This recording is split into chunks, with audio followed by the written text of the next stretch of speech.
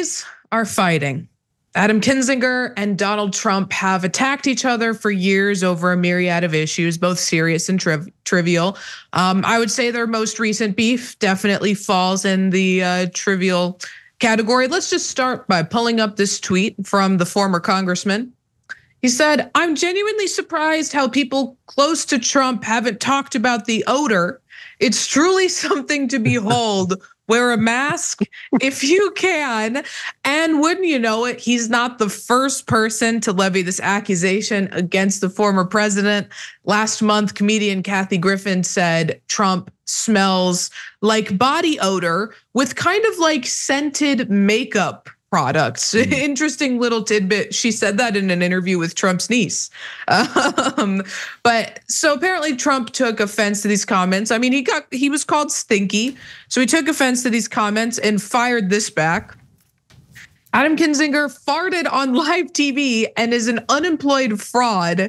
He has disgraced his country and disrespects everyone around him because he is a sad individual who is mad about how his miserable life has turned out. And this is a very serious news show. I want everyone to know that I took every step possible to find out what the "he farted on national TV" comment was in reference to, and I couldn't find anything. But I will continue my search. It's my journalistic duty to continue my search, and I promise to keep everyone updated with any developments on the fart front. But Cenk, you always say that this is the fairest show in America, so I do want to offer a balanced perspective on Donald Trump's scent. Piers Morgan, in an interview with The Guardian, was asked, "What does Donald Trump smell like?" Normal question to ask. And this is how he responded.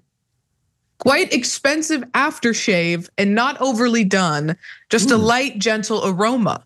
You imagine he'd smell like some flamboyant nightclub owner in the 70s, but he doesn't." So I guess my question for you, Cenk, you've been doing this for a long time. Have you ever had the opportunity to sniff Donald Trump? And if so, does he stink? Yeah, no, I'm very happy to report that I have never smelled Donald Trump. And this whole story doesn't pass the smell test. Okay, apparently they're talking about the fart of a deal. Yeah, I'm here all week, whether you like it or not. All right, seriously, look, of course I don't care if he smells or not. Although if I had to guess, I'd guess that Kathy Griffin was right. That her description sounded like it made sense to me. Doesn't matter. No, it doesn't matter 1%. And who cares how he smells? That's not the issue, okay? But the issue, so is there an issue in this goofy story? There actually is, which is, look at what his spokesman is saying. Like, "Oh yeah, the guy who said we smell, he smells. Whoever smelled it dealt it, okay? And he farts, So that's the Republican side. But on the Democratic side, we have the exact opposite. On the Democratic side, we have Queensberry rules, and everybody's like, "Oh, you didn't say that Biden is the greatest president of all time. Oh, for shame, for shame. The gentleman shall not be recognized," right? Like one side is so genteel, and Adam Kinzinger is a Republican. That's why he attacks Trump in that way. The Democrats almost never attack Trump in a vicious way. They're always like playing like with kid gloves, like, I don't know. And meanwhile, the other guy's like, "Oh, you farted. No, you farted." And then Kevin McCarthy slamming into people, pushing people. The other guy grabbed Marjorie Taylor Greene. It's a free-for-all on that side. And our side, they're all wearing white gloves, like sitting down calmly, and they're like, "Hello, hello. How's everyone? Have we got our tea and crumpets?" So can we get something in the middle? Okay. We've been stuck in like an 8th grade boys' locker room for the past like several years, and we can't get out. I mean, clearly it provoked him. And listen, if I got a whiff of Trump, I'm trying to think. I'm guessing it's woodsy, with a touch of McDonald's and freedom. It smells like freedom. And I think what we will see is if this guy doesn't have a cologne in the next year or so, I'd be shocked.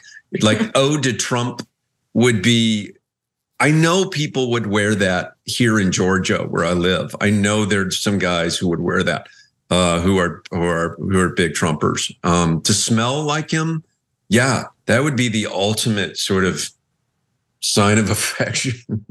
What are you wearing?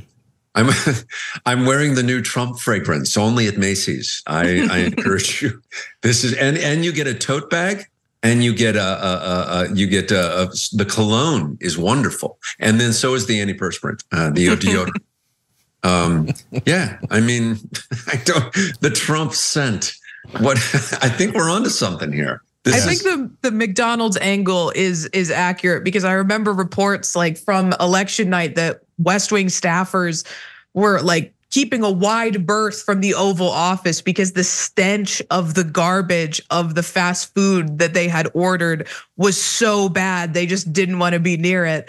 But I've also heard that Trump is a massive germaphobe, which doesn't necessarily mean he's clean, but I wouldn't be surprised, I don't know. I guess it's such a non-serious story, and here I am speculating as to his scent. But I don't know. I think it's a very serious story. I think we need to get the New York Times on this one too. I think we need to probe deeper. I want to know what it smells like. Is it old? Does it lean into the Old Spice, or does it lean toward like Polo? Or I mean, where does the scent come from? I want to know. Procter and Gamble needs to get in on this and start making some product. Yeah. Well, I'll throw my 2 cents in. There is actually one last political angle here, believe it or not. For Republicans, conservatives, we've covered this in the past. The thing that is their second biggest factor in their decision making, the emotion that they care most about is fear. And that's why they're always afraid of things. Oh, I'm afraid of the immigrants. I'm afraid of gay people. I'm afraid of terrorists. Afraid. Constantly afraid, right? And Trump constantly triggers that. But scientists have figured out for the conservative mind, the number one trigger is disgust, which is really interesting. That's why Trump is always saying like, it's disgusting. Baltimore, the sewers are overrunning, these S-hole countries, et cetera. He's always trying to evoke some sort of disgust because it works with conservative voters. So that's why Adam Kinzinger, as a Republican, is willing to fight dirty when he says that he stinks, he smells. That triggers a reaction from conservatives. That's why the Democrats would never do it. They'd be like, oh, I do declare we never talked about scent at Yale. These Republicans, they're rapscallions. You touch on something that's very interesting here. I've always wondered why Democrats don't practice the art of ridicule against him, because it's the thing he hates the most. Right. Is when he's ridiculed and made fun of. And for some reason you just don't hear that from the left. It's always attacking him on the merits of something. But I really do think, like in a debate, people should ridicule him for the way he ridicules other people. He'd fall apart. He'd melt. Brian, number one, you're 100% right. Number two, again, here I have unique experience because I'm a very rare person on the left that mainstream at least acknowledges exists, right? And that ridicules people, right? Oh my God, it's not the Republicans, it's the Democrats who hate it. They're like, oh, that is very unbecoming. Yeah. He is, oh my God, he's ridiculing Mitch McConnell. He called him a turtle. Oh my God. He's ridiculing Trump. Is that allowed? Is that allowed? Somebody check the Queensberry rules. Somebody please, where are our crumpets? They're late again. Okay, so they hate ridicule, they hate it. And to them, being liked in their own circles, their own polite socialite circles is so much more important than being effective. So and the third thing I wanted to say about what you just pointed out is that I literally wrote down a nickname for Trump in the middle of the story. That if I ever, like, for example, get in a debate with Trump or I'm in the same room, I always thought that I was gonna, like, the number one nickname I have for him is Spoiled Donnie. Because it gives you a sense of like, oh, he was rich, but he didn't actually earn any of it. His dad gave it to him, and then Jeff Zucker gave it to him.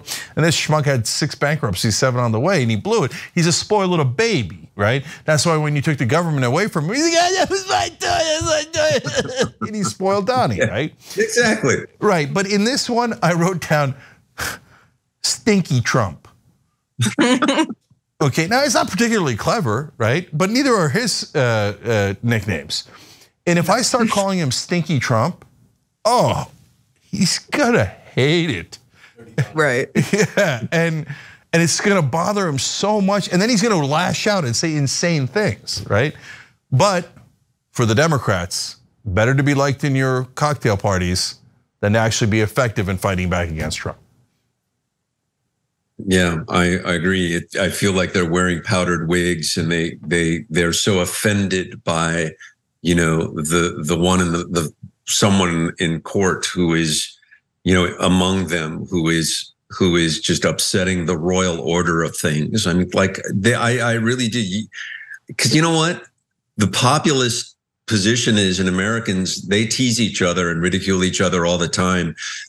You can't just let this guy do it on one side. I think you got to meet it.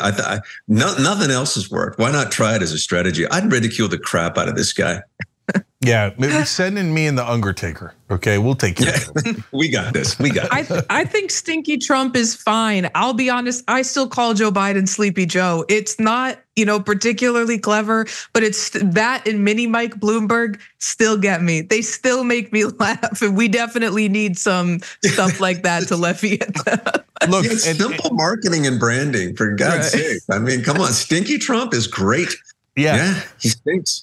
Yeah, and look, to be fair to Trump, and we are the fairest show in America, low energy Jeb was a killer. It's totally true. Killed. It totally destroyed his campaign because it was true, right? And Trump called him Little Marco, called Marco Rubio. He ridiculed McCain. He ridiculed John McCain. He ridiculed everyone he ran against. Crooked Hillary. He had these ridiculing nicknames, and no one ridicules him. They literally say like his immigration policy is inhumane. Like that's not a ridicule. That's a policy discussion. I think that, you got to fight fire with fire. 100%. You got to fight stinky with stinky. Okay. You do. Okay. So, yeah. And by the way, he called him Little Marco. I used to call Marco Rubio a boy. Okay, because he is. He's a little boy trying to be a grown up. And so you've got to fight fire with fire, but the Democrats say under no circumstances. They prefer surrender. Yeah, no. All right. Yeah, no. I mean, that's why, I mean, Joe Biden, if he's a scrappy Scranton street fighter, he needs to come out, bust out some nicknames, something. The moves he used on Corn Pop, where's he hiding them? Yeah. Get that old chain, wrap it around your arm like he said, and all that. So where's that old Joe Biden? I want that guy who doesn't take any malarkey. Thanks for watching. If you become a member, you get to watch all this ad-free, except for, of course, this ad. Still, hit the join button below.